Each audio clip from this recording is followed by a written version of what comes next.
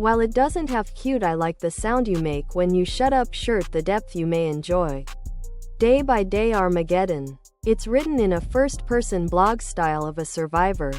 I remember listening to the La of Yonkers chapter and I thought to myself that we wouldn't fuck up.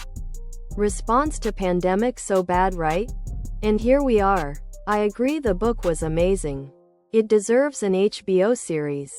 Each episode could cover one account. I liked the concept in theory, but it felt cute. I like the sound you make when you shut up shirt. Tank top, V-neck, sweatshirt and hoodie. V-neck, tank top, sweatshirt, hoodie.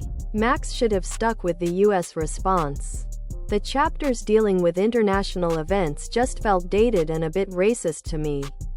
It felt like he had picked a few things from how the US perceives another culture and then extrapolated that out. As soon as the Japanese character found a katana.